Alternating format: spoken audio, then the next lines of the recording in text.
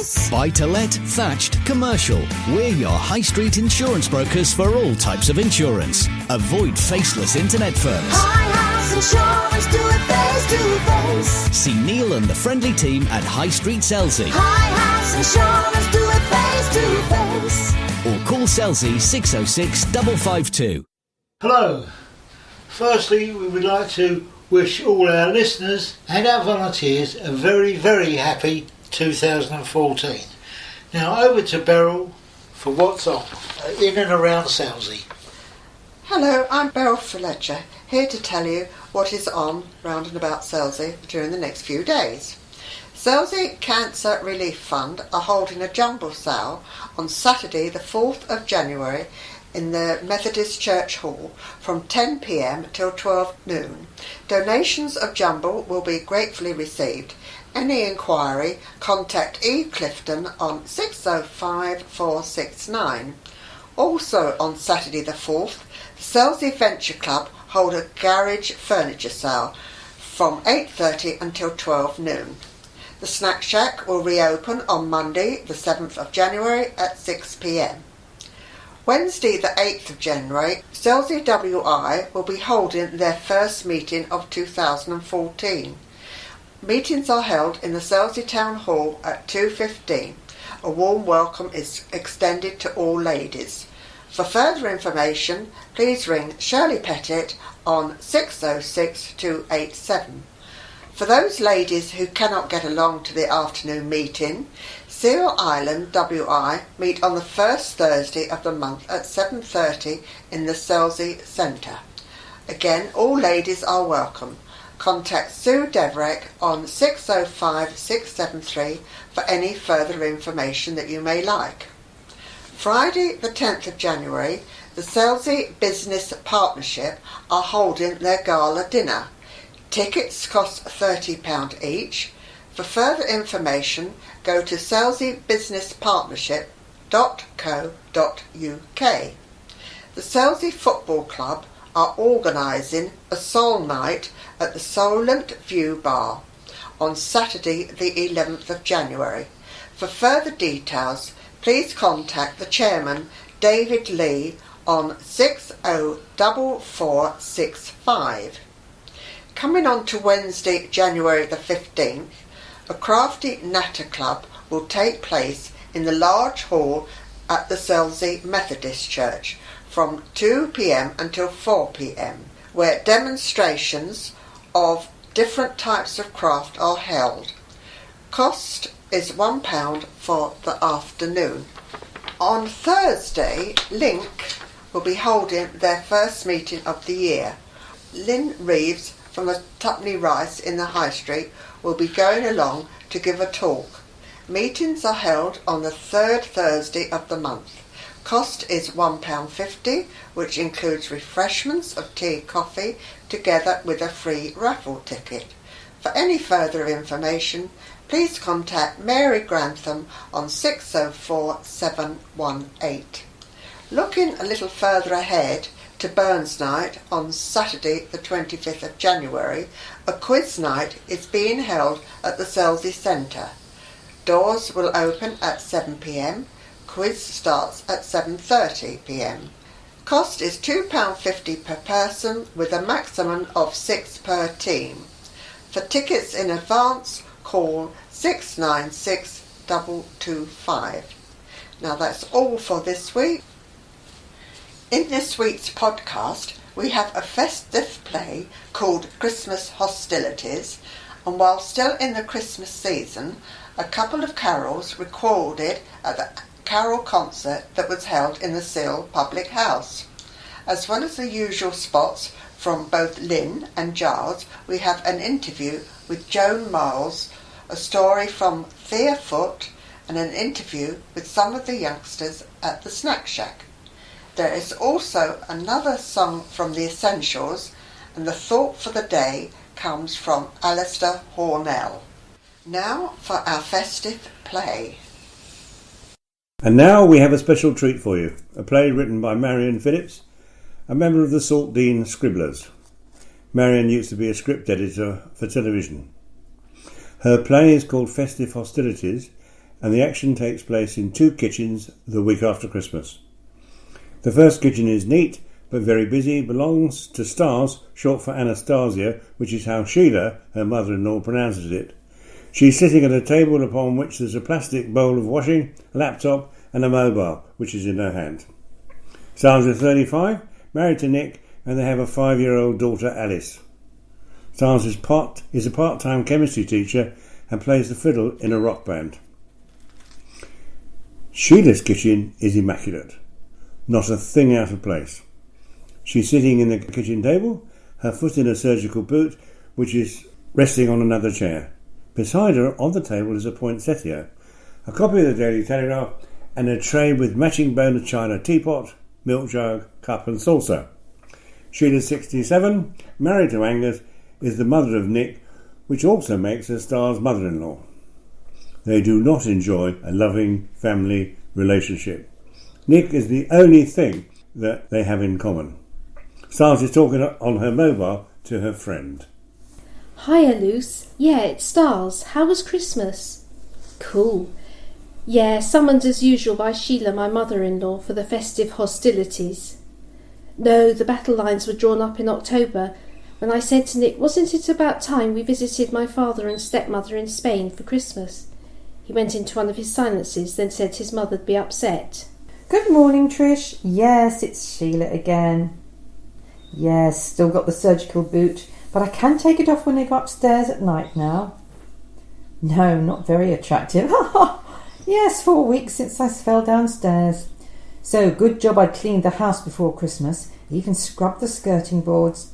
Angus's mess doesn't sit well with me. Yes, Christmas does seem longer than a week ago, but it was lovely having my darling Nick and his adorable little Alice with us. You know Nick's their only child, and I really think Sheila'd still like him in short pants playing in the garden. She's kept his toys. But Stars, you know, my daughter-in-law, I ask you, Stars, when she's got a lovely name like Anastasia. Did I tell you that she arrived late, as usual? Oh, I did. Anyway, she said that as she had to collect her sister, Nick and little Alice would come ahead. He's so handsome, my son. You know, Luce. Hold on, just making a ginger and lemon tea. You know, I was reading the other day that there's a part of the brain that determines the type of man a woman finds attractive. We can't help it. Chemistry or genetics. Yeah, maybe like you and Dave. With Nick it was like that thick dark hair above a sexy but innocent face, and so attentive and gentle. Yeah, cool. My Nick could have done so much better, but then she did get herself pregnant. What? No, of course I realise it wasn't an immaculate conception, Trish. No, I can't have a shower, and I have to go up and downstairs on my behind. Angus is useless, of course. I wouldn't be wearing this boot if he'd fixed the stair carpet. Good job the cleaner's coming today. Mind you, she's always late. No, old Angus is all right. Tall, benign, bespectacled. Always out bird-watching. Goes on about the greater spotted woodpecker on Wimbledon Farm Bog, but got a twinkle in his eye. In fact, I never told Nick, but I'm sure I saw him arm in arm in the park one day with that red-haired woman who was at his birthday party last summer, just before he went with his Twitcher group to the Scilly Isles in September. He does like the odd wee dram, but you would, wouldn't you, if you'd been married to Sheila for 40 years? Anyway, enough. Tell me about your OU course. Despite the ankle, I cooked the full Christmas lunch, free-range turkey, from a local farm, of course.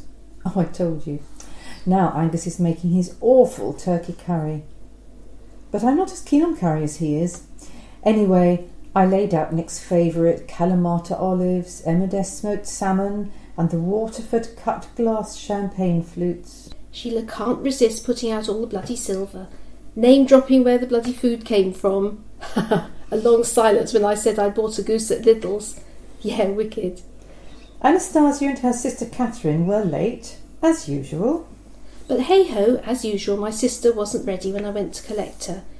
I did give Sheila a bell to say we'd be late. Fortunately, Anastasia was better behaved than she was in the summer for Angus's 70th. Then she just sat at the end of the garden and talked to that red-haired woman who's in Angus's birdwatching group. Oh, yes, you were there, of course. But then I've had years of Anastasia's appalling manners. You know better than anyone, Luce, how I've put up with Sheila's sniping for years for the sake of my marriage. Smiled and turned the other cheek. But whatever she says, Nick thinks I'm a good mother. You know I don't smoke, don't do drugs, don't drink much. But she can't resist the little remarks about my family. I soon sussed out her sister, Catherine, Trish. I'm not spiteful, but no wonder she's a spinster at 45. Who'd have her? Between you and me, they're much too close, that family, and they don't like me. What do you mean, 6 of one and half a dozen of the other? Sheila just won't see that Catherine gets easily upset, and even though I'm younger, Mum asked me to look after her. And the scene Catherine caught at the wedding, bursting into tears. Oh, yes, you were there, of course. And she will go on about our wedding, how my poor dad couldn't afford to invite all her bloody tribe, and refused when she offered to pay for them. Yeah, you're right, Luce. Let sleeping dogs. Yes, you're right, Trish. The less said about their wedding, the better. But Anastasia has always been jealous of my relationship with Nick. I'm not like that. I tell myself I'm nicer to people than she is. Mark you, she's a clever girl, part-time chemistry teacher. You know, she plays the violin, or fiddle as she calls it, in a pop group. Oh, I have mentioned it. Nick has to babysit when she goes out for these, what are they called, gigs, and she can't cook. I love Nick to bits, but right from the start he went on about what a marvellous cook his mother was, while I was like struggling. I once put sugar in a spag bol instead of salt. Yeah, wicked. But listen to this. Christmas Day, just as Angus was carving the turkey, the mobile in his cardigan pocket rang, so he immediately put down the carving knife and rushed out to the kitchen. I told Angus, I really don't know why his golfing friend had to phone while we were having Christmas lunch. But at least it stopped Catherine going on about being vegetarian. Mind you, she's always been a rebel, red under the bed if you ask me. She's got a poster of Lenin in her kitchen, I ask you. Says because their grandfather was a Russian immigrant, she's got a Russian soul, and... What? Well, old Angus came back smiling and muttering tickety-boo, tickety-boo. There's my mobile. It's the school. Give you a bell, Luce. I offered to reupholster a button-back Victorian nursing chair for Anastasia. It seems it belonged to their mother. Such a nice woman, but different from that woman her father's living with in Spain. I do remember hearing something about Anastasia and her sister arguing when their mother died about who was to have the chair. So... there's the cleaner. Always late. I'll call you back, Trish. Oh, you going? Bye. Hello, Sylvia. Hiya, Luce. No problem. They'd lost Alice's lunchbox. Anyway, the final straw at Christmas was that Sheila's insisted on reupholstering my mother's nursing chair for me. I told her on no account to mention it to Catherine, because Mum always said I could have it, but Catherine got worked up and said Mum had promised it to her. So, what happens after lunch? Old Angus goes off to make a phone call, and Sheila says, let's go into the conservatory, because she had something she wanted to show us. And what's the first thing Catherine sees? Mum's chair half reupholstered. Hello, Trish. Oh, I won't keep you a minute. I just wanted to finish the story. Yes, she's cleaning the 2 bathrooms. But I ask you, how was I to know about the armchair? I only do things with the best intentions. We went into the conservatory for coffee and my homemade petit four, and Catherine suddenly burst into tears and rushed out of the front door. So I rushed after my sister, and Sheila called out, "What on earth's the matter now?" And old Angus shouted, "You've done it again, Sheila, you stupid cow." Suddenly there was a scream, and the next thing, Anastasia phoning on her mobile for an ambulance. Whatever must the Cummings next door have thought? No, Catherine slipped on the ice and she's got cracked ribs. No, she's staying with us. I'd better go, Luce. See you at rehearsal tomorrow. Thanks for letting me bend your ear. Yeah, I'll do the same for you any time. No wonder she fell over in that stupid long skirt she wears. Oh, you've got to go, Trish. You're in a hurry. Hiya, Luce. Got a minute? Dreadful news. No, we're all right, but it's my mother-in-law. She fell downstairs again, something to do with a loose stair carpet Angus was supposed to have fixed. He said she'd had too much to drink, but to be fair, Sheila hardly drank. Yeah, drank. Past tense. She broke her neck and back. Luce, she's dead. Over to Lyn for a recipe. Back with Lyn again, in Tapney rice. And we're going to do, what was it, a chutney? We're going to do a chutney today, Hugh. Apple, raisin and ginger. Oh, sounds all right. It's all right, yeah, you'll like it. It's a great one for Boxing Day.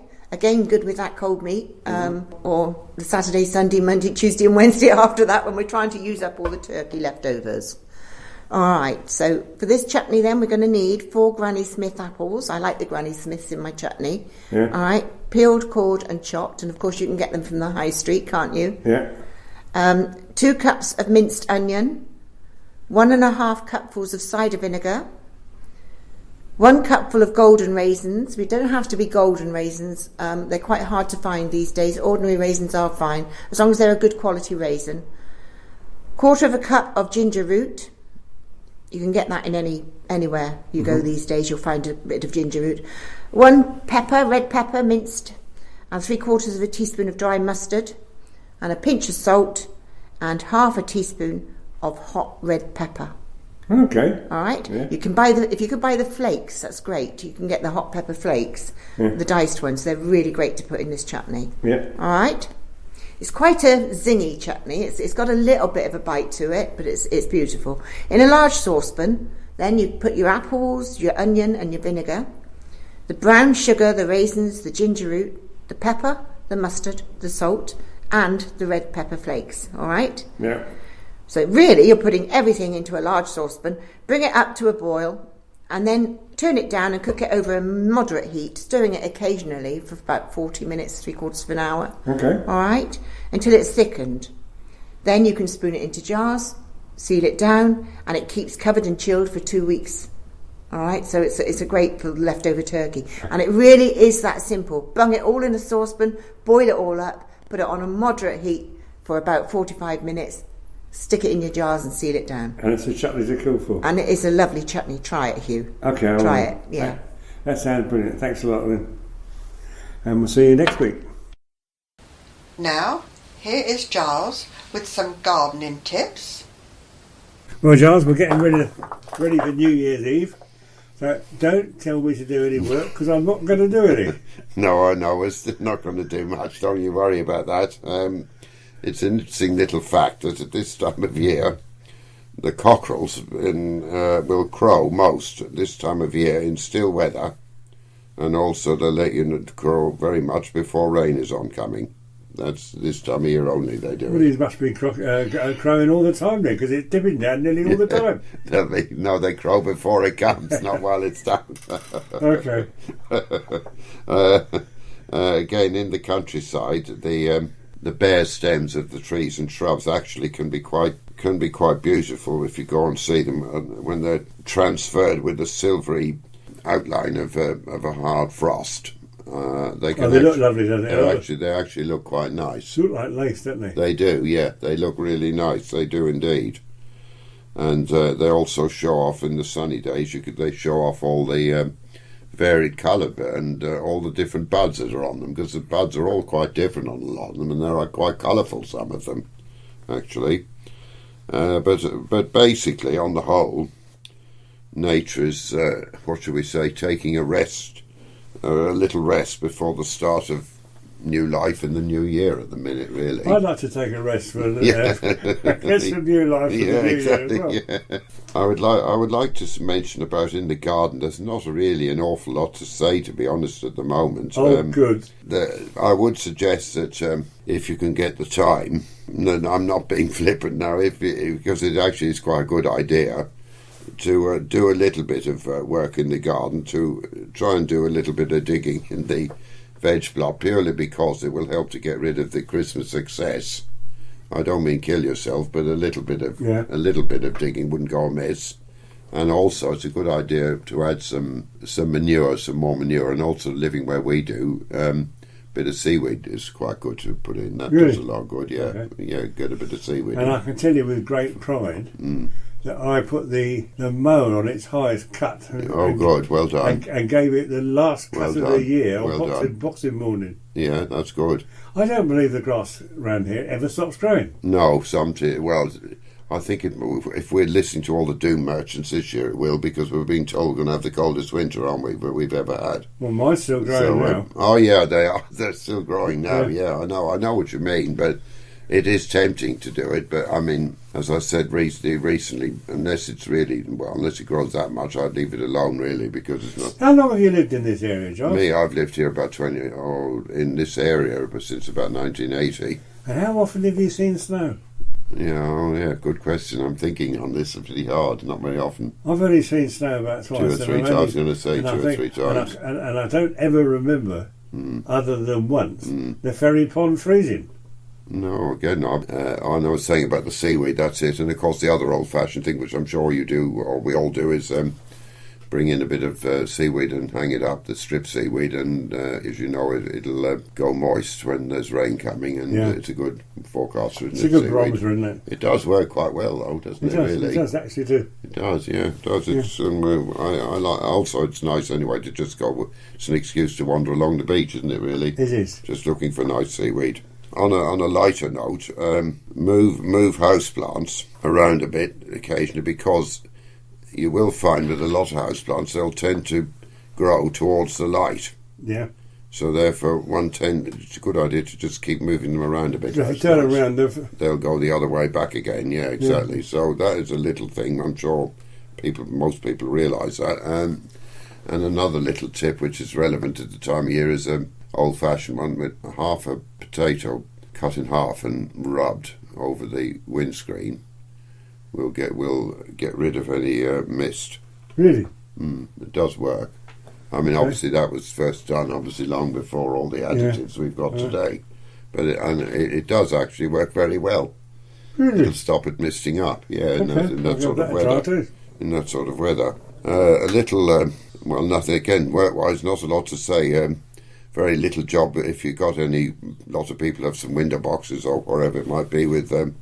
Just deadhead any winter violets, pansies and primroses. Keep deadheading them even this time of year, because they'll keep flowering, as you know, right through to the spring. And another little interesting little quote, if you like, at this time of year is: happiness comes from kindness. Happiness cannot come from hatred or anger. I think that is a very relevant little thing at this time of year to think about a little bit. Okay. On that nice note, I will say Happy New Year to one and all, and I wish everyone success, fulfilment and happiness in the garden in 2014. We now have an interview with Joan Moules from the Selsey Writers Circle. I'm Pat Reed for Selsey Internet Radio, and this afternoon I'm interviewing Joan Moules, who is currently chairman of the Selsey Writers Circle, that meets monthly in Selsey, and I believe has been going 15 years. So welcome, Joan. Thank you. Am I right in 15 years? You are, yes, 15 years. Doesn't seem a bit like. Well, firstly, I'd like to know something about you, Joan, about your life and what got you into writing, because you are one of Selsey's full-time writers, and I believe that you have at least 21 novels to your name. That's right. And many articles and stories. So what actually started you off on writing? I think I was a natural scribbler, and then I got ambitious and decided it would be nice to be published, and I joined the Hastings Writers Circle. And that came about because I'd written a little story which won a local competition. My ambition soared then, you know, and so I wrote to the secretary of the Hastings Writers Circle to see when they met. I joined there, and they were so good to me. They encouraged me, and it really got me started on proper writing. So that shows that writers' circles are a very handy meeting place for writers, professional or otherwise, because I believe that you've got one or two Are there one or two professionals in the Selsey Writers Circle? Yeah, I think they are. They're very, very useful. They inspire you, and you make friendships, with other writers, people who are interested in the same thing that you are. So I think they're a very good thing. And you lived in Hastings, did you, for many years? Yes, I did. Yes, I was born there. And when did you move to Selsey? 20 years ago. So presumably when you moved to Selsey, you decided to start a writers' circle here. Yes, I did. When I moved to Selsey, I was delighted to find they had a college, because when I'd lived in Warminster, I had started a writers' circle there again so that I could meet other writers, because writing, I wouldn't quite say it's a lonely business, but you have to do it alone, and therefore you have no kind of feedback, and I think feedback is important. Yes. And there was a college there, and I had taken a city in guilds to teach to adults, teach writing to adults, creative writing, and I was running classes. I did it at Warminster and Trowbridge, and when the term came to an end, they all wanted it to go on, and so we formed a writers' circle. And taking my memory of the Hastings Writers' Circle, I formed the Warminster Writers' Circle, and that is still going. And when we moved here 20 years ago and went teaching at the college, I did the same thing. I formed a writers' circle here, largely from the people who were at the college. And as you say, it is a lonely life, a writer's life. So for you to be able to meet each other, hear each other's work, read your own work out, and perhaps get a little bit of criticism or whatever, which is a good thing. I don't think I'd call it criticism, actually.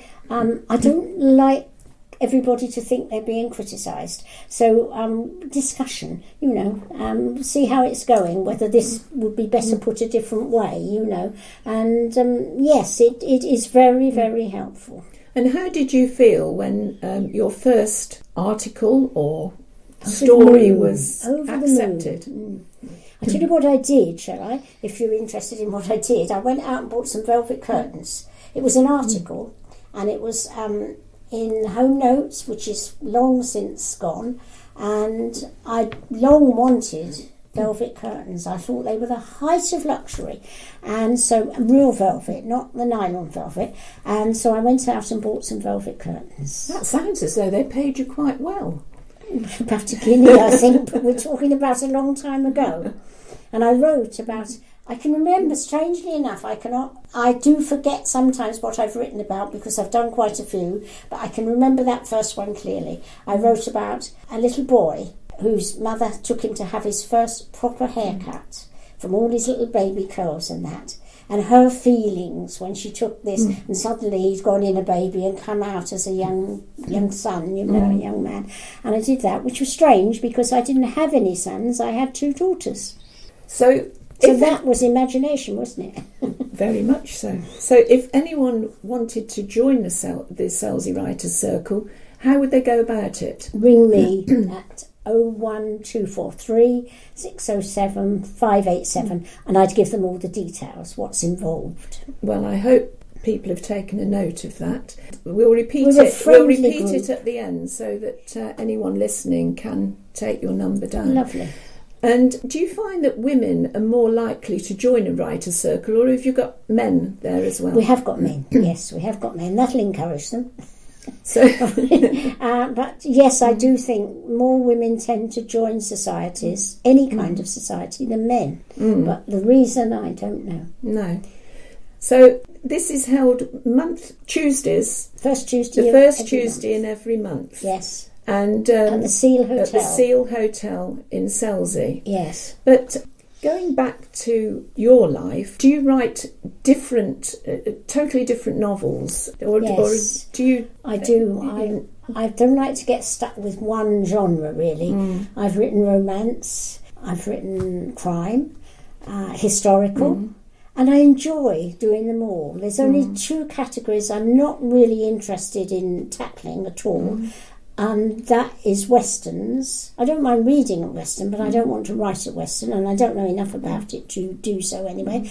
And sci-fi, no, I don't think I could do that. But any other genre, I'm ready to have a go at. Would you recommend a particular publication for a budding writer for them to start getting published? Any writing magazine is full of articles. There's Writers' News and Writers' Forum are two of the foremost ones, but there are a lot of smaller ones, and they have people like me writing for them to say, this is how I did it, why don't you have a go, you know. So anyone, but in the end it's down to you. Pick up your pen or whatever on the computer, whichever way you do it, and just write something. And don't worry if it's not right the first time, it doesn't matter, because nothing's set in stone. You can cross it out, rub it out, delete it and start again, you know, but get something down. Yes. It's one of the hardest things is to start. And do you think that it's harder these days to get published than it was, say, 40 years ago or so? With the self-publishing now, isn't there? With a traditional publisher, it probably is, because it costs a lot of money. If we're talking books, it costs a lot of money, particularly the first book. And publishers like to know they've got a whole range of books coming from that particular author, you know. But so in that sense, it is harder because they haven't got the money that they had, and they're not as ready to take a chance. They want things that they can sell thousands and thousands of, not hundreds. But on the other hand, there is self-publishing and e-books, and that is much cheaper. So in that sense, it's easier. But there are a few things, you know, it needs to be very well edited. Otherwise, you will not get the quality writing going out there. I mean, the self-publishing nowadays, I suppose that the internet will give you an awful lot of information on that. It would, yes, it would. But a lot of self-published books, they need to be edited by somebody who knows what they're doing. Professional, yes. Most of the self-publishing companies, though, will do that for you at a price, won't they? I don't know. I really don't know. I keep meaning to look into it, but I haven't done that yet. So, getting back to the Selsey Writers' Circle, hopefully that this interview will bring a lot more interest to people, and you'll find that you'll have quite a few more members. Yes, well, if anybody's interested in writing, they're a friendly group, but we do work. But we don't just read each other's work and discuss it and that. We do have speakers. We have workshop days. Occasionally we have outings. We have an annual dinner at Christmas time. You know, there is a little social side to it as well. And it's interesting that you do have the professional writers come to see you. Yes. And they must be quite helpful in the talks they give. We have one professional writer. He's our president, actually, Peter Lovesey, the crime writer. Really? Yes. He is our president. And so that's... Well, anyone listening then, if they get in touch with Joan on Selsey... 01243 607 587. And Joan will give them all the information they need, and I will certainly be coming to your writer's circle, Joan, because I'm interested in writing. That's lovely. And I think it is a way of meeting people and getting an idea of other people's work as well as what they think of yours. So interesting. And do we have homework? No. So. It's not a class. We don't teach people how to write at the circle. It is like going to college and learning how to... There are classes at colleges where you can go and learn to write, and these days you can even take degrees in writing. But we don't teach people how to write, but we offer advice from our own experience, all of us, everybody. And you don't have to be a brilliant writer. You could just go along and see... just to meet people and see if that's for you. Yes, but you do have to, you know, write. I mean, we don't deviate much from writing, you know. And but a lot of everybody can write. A lot of people say, "Oh, well, I haven't got anything interesting to write about." But my view is, for what it's worth, is that everybody has something interesting to write about. It might not be interesting to them, but it will be interesting to somebody who hasn't done it. A lot of people may not think that what they write is any good. But We hope I'm we sure can. We hope the that writer if they circle take it can along, prove them wrong. that's the Yeah, place to yeah, go. yeah, And it well, is. thank you very much, Joan. It's been really interesting It's a to meet pleasure. you, and I'm sure there's many more stories that you have there, which maybe we'll hear at a later date. Thank you. I hope so. It's over to the Sil Carol concert.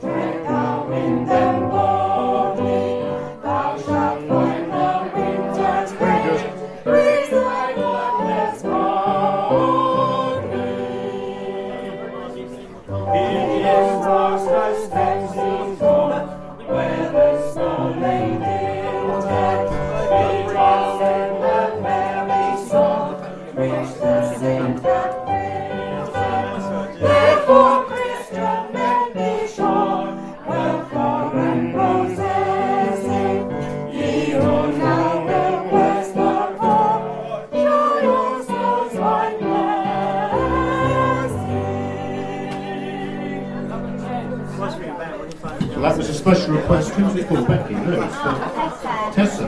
Did you enjoy that? Do you think we need to sing it again? Probably not just yet. We might give it another go in a minute. And we now go to number 10. Number 10, which is God Rest You Merry Gentlemen. It's a request of one of the church wardens of St. Peter's.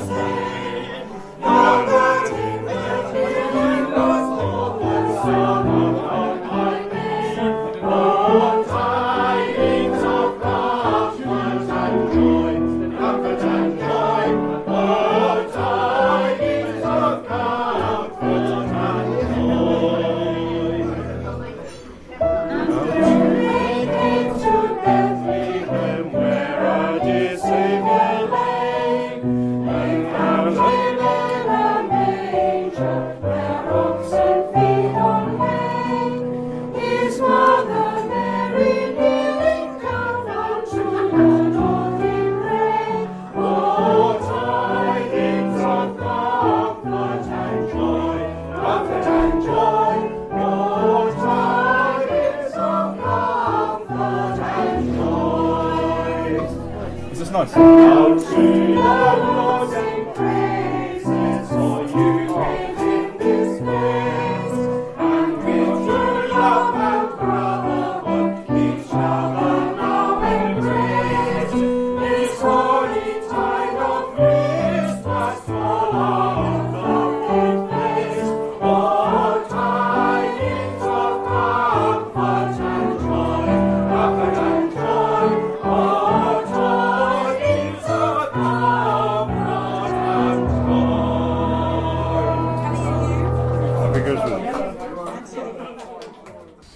It's story time, part 1 of a story by Thea Foote about a dragon.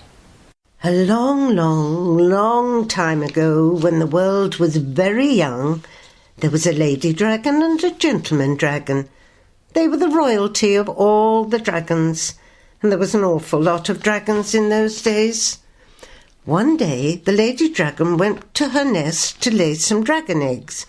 This she did every year, so there'd be no shortage of dragons to carry on the family name, which was Grandiose Flyer Flying Fiery Scale Flip Over Flying Fireball, commonly known as them with the big ideas, or the two foofs. It was a Thursday in late winter. The land was covered in snow, as was her nest, and the sun had hidden himself behind a large black cloud. It was not very nice at all, and what a day to lay your eggs. So the lady dragon got it over with as quickly as possible. She laid 4 beautiful grey eggs and 1 small bluey-green egg. The lady dragon looked at the last egg and thought it very uninteresting, a poor specimen. So she gathered up the 4 beautiful grey eggs and took them back to the cave to show the gentleman dragon. The small bluey-green egg just lay there in the snow and wondered how long it would be before he hatched. Now, in the time of the dragons, as I'm sure you know, the earth was very young, and like all young things, she was full of mischief. She was becoming very bored with snow. It had covered her all winter, and she wasn't particularly grateful for the warmth that it provided.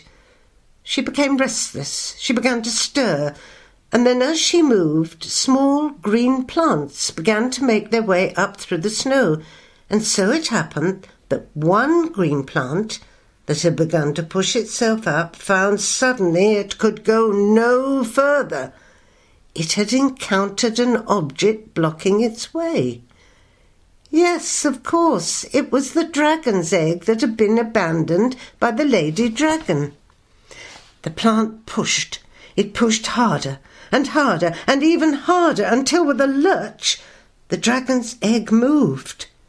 It rolled and rolled until with an almighty bang it rolled deep into the soil, where the snow had started to melt away into the earth. Crash! The earth, now mostly awake, looked with surprise at the egg that had come in without invitation to her lonely place. She looked at this intruder, and she noticed that there were cracks appearing on its surface. So, she thought, this is no rock. I suppose it's one of those creatures from up there. She looked up and saw with delight that the sun was shining, and there seemed to be a particularly strong beam of light shining on the egg. The earth felt a strange warmth running through her, when just then the head of the little dragon popped out from its shell. It looked around, gave a sniff, and then with a great effort pushed itself out of the shell and fell helpless on the ground at the bottom of the hole. The earth folded itself around the little creature, making sure that its nostrils were clear of the soil, and the tiny dragon responded by snuggling ever deeper into the warmth of the earth. Many days passed, and the earth nurtured the little dragon. He fed on roots of many plants, and he grew bigger and stronger, until one day, when the spring had begun, the earth began to move away from him as the soil around her began to shrink, and he was able to move his wings. They both knew that now it was time for him to make his way out of the hole, which was in fact a cavern, and it was deep, deep within the earth. The earth was sad that soon she would not have the little dragon for company, for she had loved caring for him and watching over him as he grew. But she knew he must now go out into the world and make his own family of dragons. As he was about to leave, he spoke, and this was the first time that any dragon had uttered a word other than to their family. "This is not goodbye, for I shall return each spring with my young dragons. They will learn of the love and the care that you gave me. You are indeed a most wonderful mother, and I would want no other." Then he flexed his wings again, and with great aplomb he flew up and away into the big wide world. Every spring the earth prepares herself for the little dragon's visit and dresses in her most beautiful apparel. Always from that time on, the earth provides us not only with food and water, but also with the beauty of nature. And that is how the earth became known as Mother Earth. This is followed by a song from the Essentials entitled Freak Flag.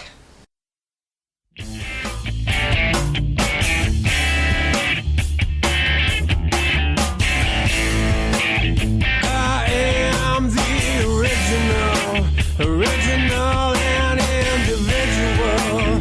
I have plenty of questions, and I don't think I like your direction. I also have a little confession. I'm not adverse to putting a dress on.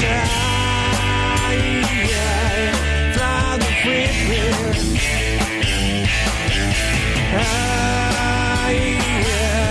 Fly the freak.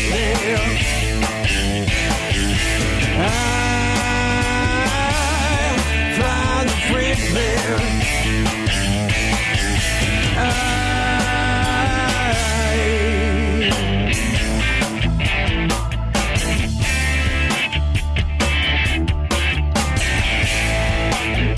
Let me tell you all about my obsession for old texts and history lessons.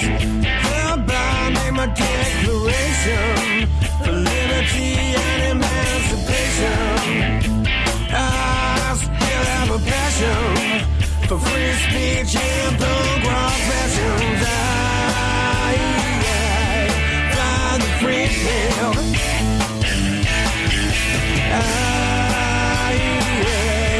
Fly the free pill.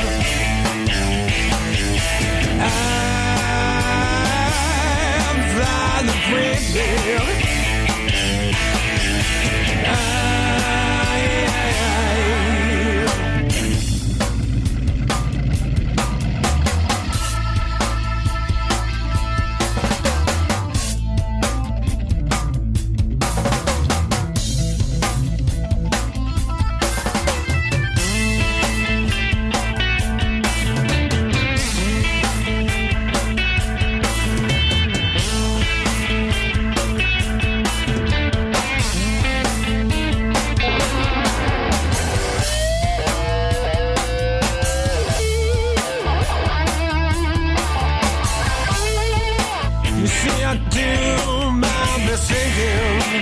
Late at night when I've been drinking, I can see the gray-suited man with all his cronies and his sinister plans. The bad man from my childhood dreams has new faces and a different names. Fly the free pill.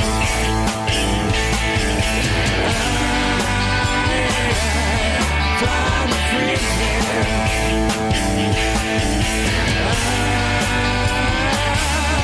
Fly the free pill.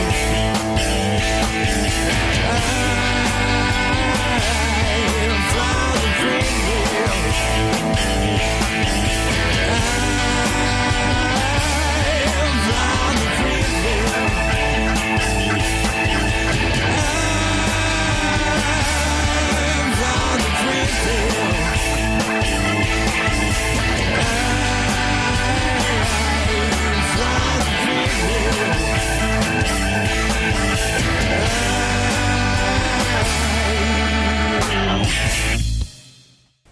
over to Snack Shack for interviews with the youngsters there.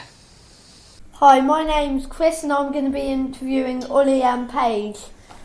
First up, Ollie, how is it at Snack Shack with all your friends, all the adults? Yeah, it's nice. You just come here to hang out and have a good time. Yeah, and what about you, Paige?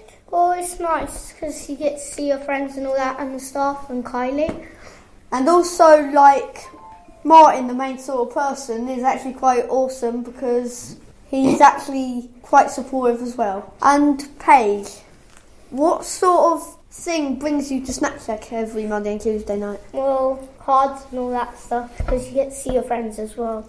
Yeah. Especially Martin over there as well when people's silly.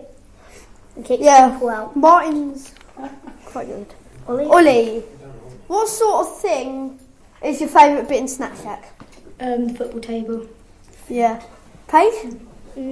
Probably football table as well. Yeah, it's good that they have a deposit down for it too, isn't it? It stops any hooligans. Right, we're here with Martin, leader of Snack Shack, and we're going to just interview him about sort of general questions and why he comes in that. Why he's like Right then, Martin, how long have you worked here? 6 years. 6 years, that's quite a long time. Why do you take part in this fabulous club?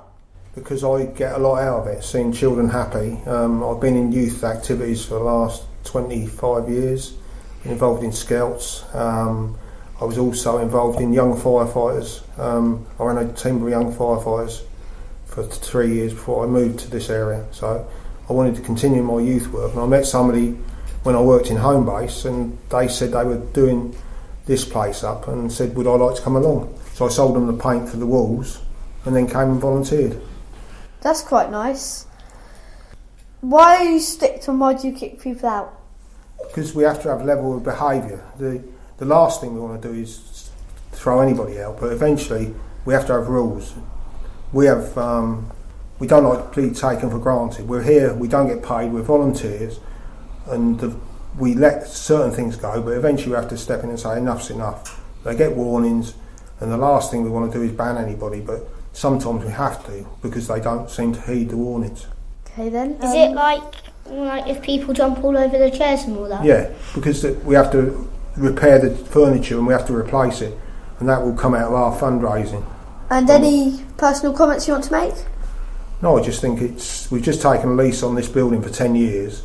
The likes of the people who are volunteering to run the place won't be here in 10 years' time, but it will carry on. Hopefully somebody will take our places and carry on the good work we've started. Okay. Alright, I'm going to ask you a few questions. Okay.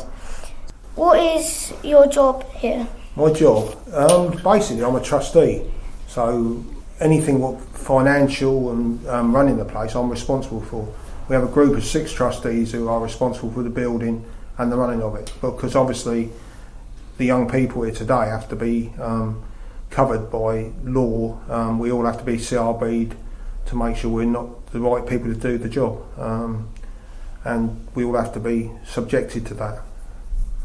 I'm also a team leader tonight, so we have a group of volunteers coming into the kitchen to help us, and if there's any problem I'm responsible for it, for the whole building and the children tonight.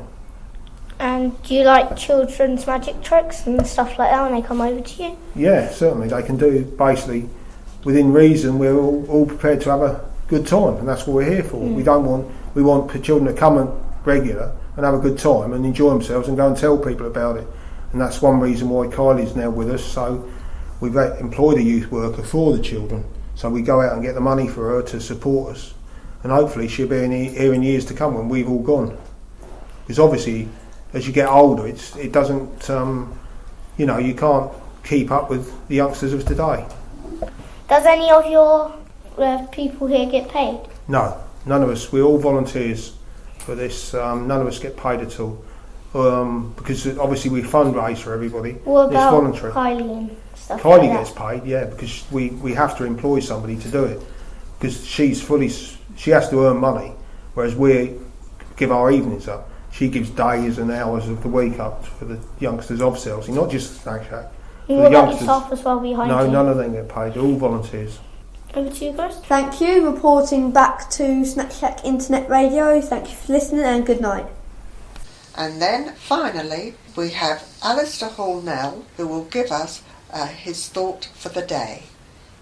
Right, we have Alister Hornal in the studio again. He's the minister for East Beach Evangelical Church, and he's going to give us our thought for the day. Thanks, Hugh. One thing about living in Selsey is that there's really only one direction you can go without getting your feet wet, and that's north. Every other point in the compass is available to you, of course, but if you head south, east or west, you have sea. When it comes to religion, you have a similar range of choices.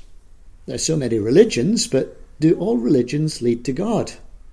And is the God they lead to actually the same being? Jesus was pretty straight in his claim that there is only one way to God, and that's through him. He said on one occasion, "I am the way, the truth, and the life. No one comes to the Father except through me." Now, of course, you can disagree with him if you wish. And followers of Jesus should always want to respect each person's right and responsibility to make their own choices. But Jesus, as God's Son, uniquely shows us what the Father is like. And his credibility can be assured by all he said and did, not least in his life of love that led him to the cross and then his resurrection. Other religions will point you in different directions, of course. Head south, east, west from Selsey, you have sea. You won't be surprised if I'd rather trust Jesus to get me to God than take the risk with anyone else. Thanks a lot, Alister. That's all for this week, so goodbye for now.